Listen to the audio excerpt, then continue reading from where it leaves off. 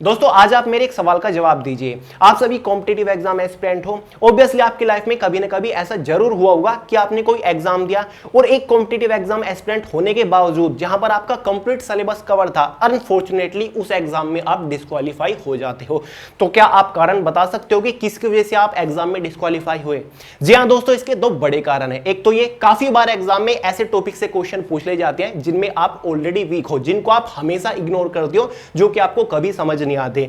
दूसरा कारण है, आपने वो टॉपिक पढ़ा तो हुआ है जिससे क्वेश्चन पूछा गया, लेकिन एग्जाम तक आप उस टॉपिक को पूरी तरीके से भूल चुके हो, जिसकी वजह से आप सही आंसर नहीं लगा पाते और एग्जाम में डिस्क्वालीफाई हो जाते हो। फ्रेंड्स, कैसा हो अगर मैं आपको कोई ऐसे ट्रिक बता दूं, अगर एग्जाम में किसी भी सब्जेक्ट से कैसा भी क्वेश्चन, कितना भी टफ, कितना भी इजी, कहीं से भी पूछ ले जाए, आप फटाक से उसको सही करके आ जाओ। जी हां दोस्तों, आज मैं आपके साथ एक ऐसा 30 डेज स्टडी प्लान शेयर करने वाला हूं जिसके बाद आप हर एग्जाम में 100 आउट ऑफ 100 स्कोर करके आओगे, ये मेरी गारंटी है। अब काफी सारे लोग कमेंट करेंगे कि भैया 100 आउट ऑफ 100 लाना मजाक है क्या? इस स्टडी प्लान को एक बार समझ लीजिए, लास्ट में आप ही बोल के जाओगे कि इस बार तो 100 आउट ऑफ 100 ही स्कोर करना है। डिटेल से समझिएगा लास्ट तक। फ्रेंड्स, आपको आज से आने वाले 30 डेज को टारगेट कर लेना है कि जो भी मुझे करना है इन 30 डेज के अंदर ही करना है, और आपको डेली 7 आवर प्रिपरेशन को देना ही पड़ेगा। बिल्कुल भी ज्यादा नहीं है, केवल 30 डेज 7 आवर डेडिकेटेडली प्रिपरेशन को दे दीजिए, फिर देखिए आप किस लेवल पर पहुंचते हैं। पॉइंट फर्स्ट है हमारा, ध्यान से समझिएगा।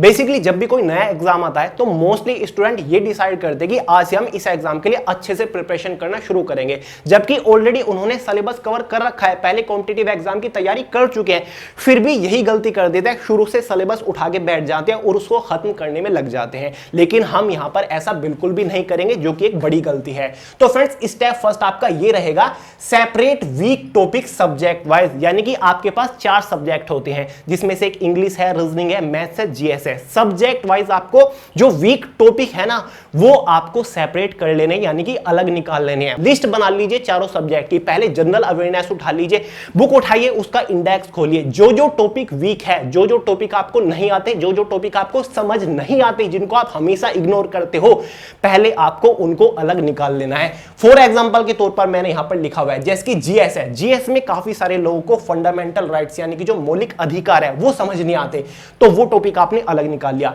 काफी सारे लोगों को 1857 का जो रिवोल्ट है हिस्ट्री के अंदर, वो समझ नहीं आता, ये टॉपिक अलग निकाल लिया। बाकी आता है पॉलिटी के अंदर, कुछ लोगों को लोकसभा समझ नहीं आती, इसमें से क्वेश्चन गलत कर देते हैं, तो ये अलग निकाल लिया। मान लीजिए फिजिक्स के अंदर लाइट एक चैप्टर है, वो समझ नहीं आता, तो वो अलग निकाल लिए। ऐसी ही पूरी लिस्ट बना लीजिए, जो टॉपिक समझ नहीं आता उसको अलग निकाल लीजिए, जो वीक टॉपिक है उसको अलग निकाल लिए। सेकंड लिस्ट बनाइए मैथमेटिक्स सब्जेक्ट की। किसी को प्रॉफिट एंड लॉस समझ नहीं आता, अगर प्रॉफिट एंड लॉस का बेस कॉन्सेप्ट क्लियर भी है, तो उसमें क्वेश्चन के टाइप समझ नहीं आते, क्योंकि प्रॉफिट एंड लॉस बहुत बड़ा चैप्टर है, डिफरेंट डिफरेंट टाइप के क्वेश्चन है, तो आप क्वेश्चन के टाइप नोट कर लीजिए कि प्रॉफिट एंड लॉस में इस टाइप के क्वेश्चन है, ये मैं सोल्व नहीं कर पाता, या फिर एग्जाम में मैं इनमें उलझ के रह जाता हूं।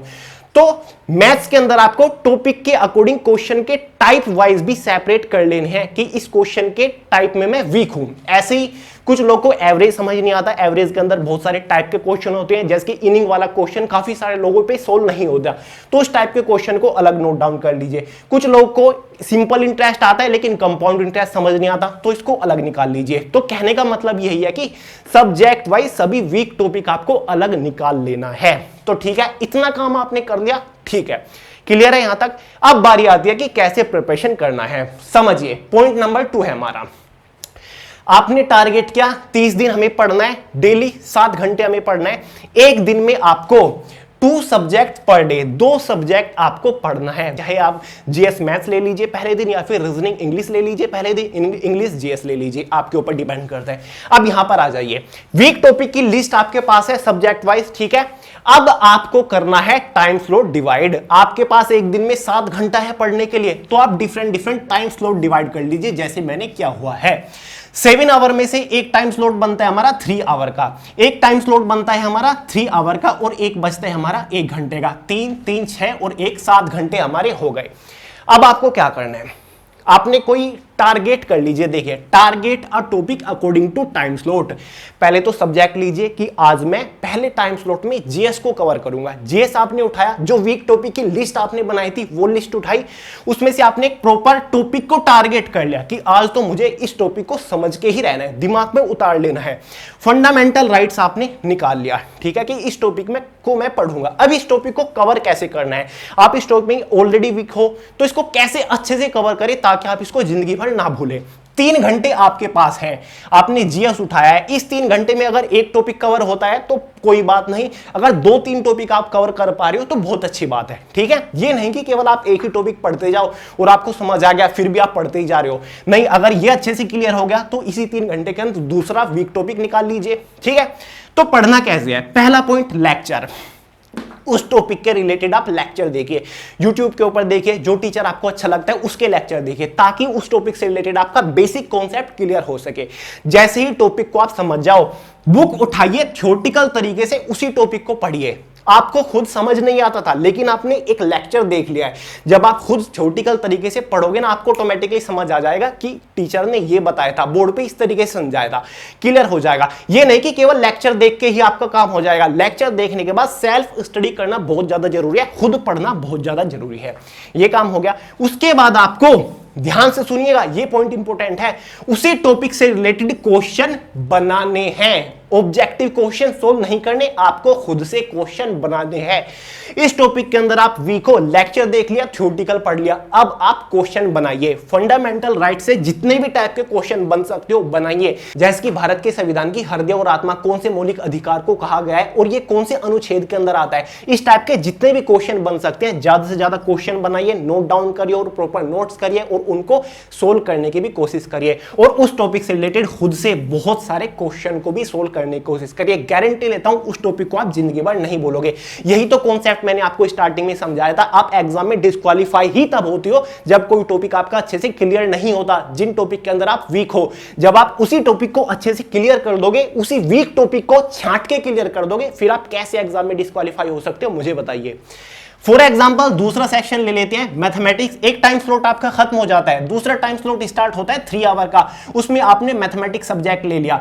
मैथमेटिक्स सब्जेक्ट के अंदर एक प्रॉपर टॉपिक को टारगेट कर लीजिए कि आज प्रॉफिट एंड लॉस को मैं कवर करूंगा। प्रॉफिट एंड लॉस अगर आपका बेसिक कॉन्सेप्ट क्लियर है तो उसमें क्वेश्चन के टाइप के अकॉर्डिंग ले लीजिए। जैसे कि प्रॉफिट एंड लॉस के अंदर एक क्वेश्चन का टाइप होता है, फॉर एग्जाम्पल के तौर पर लिखा हुआ है मैंने, देखिए, cost price of 12 pen is equal to selling price of 8 pen, the gain percent is, यानी कि गेन परसेंट पूछ रहा है और ये एक क्वेश्चन का टाइप है। बहुत टाइप के क्वेश्चन होते हैं प्रॉफिट एंड लॉस में, लेकिन ये एक टाइप का क्वेश्चन है। बहुत सारे क्वेश्चन एग्जाम में पूछे जाते हैं इस तरीके के, तो ये क्वेश्चन ही केवल आपको नहीं आता, बाकी प्रॉफिट एंड लॉस क्लियर है, लेकिन इस टाइप का जब क्वेश्चन आ जाता है आप सोल्व नहीं कर पाते। तो आपको क्या करना है, आपको सर्च करना है डायरेक्टली यूट्यूब के ऊपर, ठीक है। उस टाइप के क्वेश्चन से रिलेटेड आपको लेक्चर देखना है, या फिर प्रॉफिट एंड लॉस का पूरा लेक्चर देख सकते हो। जैसे ही आपका कॉन्सेप्ट क्लियर हो जाए तो खुद बुक खोलिएगा, उसी टाइप का क्वेश्चन निकालिएगा, थ्योरेटिकल तरीके से पढ़िए, क्वेश्चन को समझने की कोशिश करिए, खुद ही एग्जाम्पल देखिए बुक में किस तरीके से सोल्व किया गया, क्या ट्रिक, क्या लॉजिक लगाया गया है, और खुद ही उस क्वेश्चन का सॉल्यूशन देखकर समझिए किस तरीके से बुक में सोल्व किया गया है। और उसके बाद आपको उस टाइप के ज्यादा से ज्यादा, जितना ज्यादा हो सके, मैक्सिमम नंबर ऑफ क्वेश्चन आपको सोल्व करने हैं खुद ही। और आपको यह भी देखना है कि इस टाइप के क्वेश्चन और किस तरीके से बन सकते हैं। डिजिट को इधर से उधर घुमा के रखा जा सकता है, यहां पर सीपी की जगह एसपी सेलिंग प्राइस आ सकता है और एसपी की जगह सीपी आ सकता है, तो किस तरीके से सोल्व होगा। तो ये एक कॉन्सेप्ट होता है एक प्रॉपर टॉपिक को अच्छे से समझने के लिए, ठीक है। तो इस तरीके से आपको प्रिपरेशन करनी है। तो हमारे हो गए यहां पर 6 घंटे, बाकी का 1 घंटा आपका बचता है। 30 दिन का हमारा स्टडी प्लान बच रहा है। 6 घंटे आपने प्रिपरेशन कर ली 2 सब्जेक्ट की, इसके अंदर 3-4 टॉपिक मान लीजिए आपने कवर कर लिए, इसके अंदर आप 2 टॉपिक कवर कर पाए, तो नाइट में इसको 1 घंटा रख लीजिए। इस 1 घंटे में आपको सिंपल रिवीजन करना है। जो टॉपिक आपने पहले टाइम स्लॉट में जीएस का पढ़ा उसको अच्छे से रिवाइज कर लीजिए। क्वेश्चन जो आपने बनाए थे उनको देखिए, या फिर अलग से ऑब्जेक्टिव क्वेश्चन कोई बुक उठा लीजिए जिसमें बहुत सारे ऑब्जेक्टिव क्वेश्चन हो, उनको सोल्व करिए, ठीक है। आधा घंटा फिर आपने जो मैथ्स के टाइप क्वेश्चन करे थे उनको देखिए, बस रिवीजन करके आपको बाकी सो जाना है।